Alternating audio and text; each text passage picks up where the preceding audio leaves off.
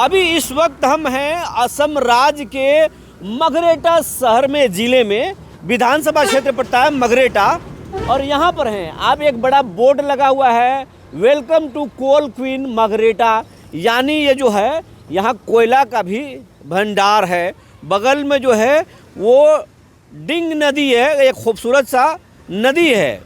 और अगर कहें तो यहाँ से अगर आप 40 से 45 किलोमीटर दूर जाएंगे तो म्यांमार देश के सीमा से सटा हुआ है, म्यांमार के बगल का इलाका है ये। तो ये अंतर्राष्ट्रीय एरिया भी, बॉर्डर भी कर सकते हैं, ये अंतर्राष्ट्रीय। अब यहाँ पर हम मगरेटा में अंदर जाकर तो समझेंगे ही, लेकिन आपको सबसे पहले बता रहे हैं कि यहाँ चुनाव के क्या स्थिति है। अगर बात करें बीजेपी की यहाँ सरकार है, हेमंत बिस्वा शर्मा जो है यहाँ के मुख्यमंत्री हैं, और उनका साफ साफ कहना है इस असम में बांग्लादेशियों के लिए कोई जगह नहीं है। वो ये कह रहे हैं कि बांग्लादेशी को नहीं रहने देंगे, हम अपने यहाँ के लोगों के लिए जो संसाधन हैं उनको हम देंगे।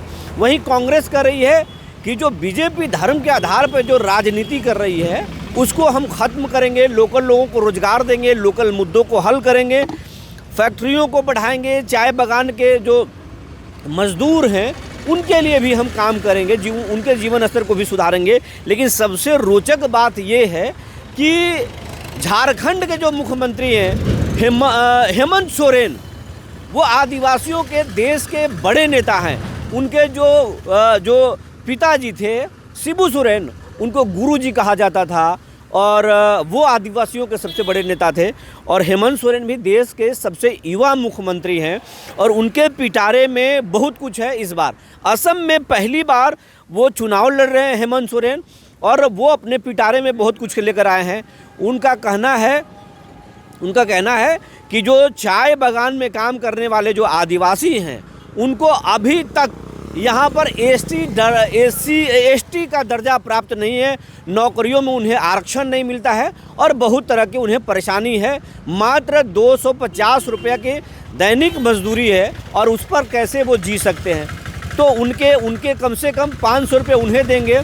जिस तरीके से झारखंड में महिलाओं को पैसे दिए जाते हैं, उस तरीके से जो है यहाँ भी प्रत्येक माह महिलाओं को भी 2500 से 3000 रुपये दिए जाएंगे, रोजगार के अवसर पैदा किए जाएंगे। और ओल्ड पेंशन स्कीम, जो पुराना पेंशन स्कीम था, वो भी लागू किया जाएगा।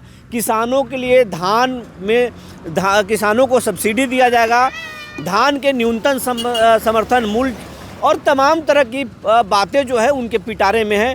तो इस बार बीजेपी के अलग एजेंडा है, कांग्रेस अलग बात कर रही है, और हेमंत सोरेन आकर के मुकाबले को रोचक कर दिए हैं। अब देखने वाली बात ये होगी कि इस चुनाव में क्या होता है। हम यहाँ पर समझने की भी कोशिश कर रहे हैं कि माहौल क्या चल रहा है, लेकिन जिस तरीके से बिहार, झारखंड, यूपी, दिल्ली और राजस्थान में चुनाव होता है उस तरीके से यहाँ पर नहीं होता है। यहाँ के वोटर साइलेंट हैं, यहाँ पता करना मुश्किल है कि वोटर का मिजाज क्या है। फिर भी हम समझने की पूरी कोशिश कर रहे हैं। अलग अलग पार्टियाँ अलग अलग वादे लेकर आ रहे हैं, लेकिन किनके वादों में क्या है, जनता किन वादों पर भरोसा करती है, ये देखने वाली बात होगी। लेकिन जिस तरीके से 17 सीटों पर हेमंत सोरेन यहाँ पर अपने उम्मीदवार उतार कर मुकाबले को रोचक कर दिए हैं, उससे तो खेल पूरा पलटता हुआ नज़र आ रहा है। आप इस पूरे चुनाव पर क्या सोचते हैं, असम के सियासत के बारे में क्या सोचते हैं, आप कमेंट करके हमें ज़रूर बताएंगे। यहाँ के लोकल मुद्दे, यहाँ के किसानों के बारे में आप क्या सोचते हैं, यहाँ के चाय के बारे में क्या सोचते हैं, वो हमें ज़रूर बताएंगे। तब तक के लिए धन्यवाद।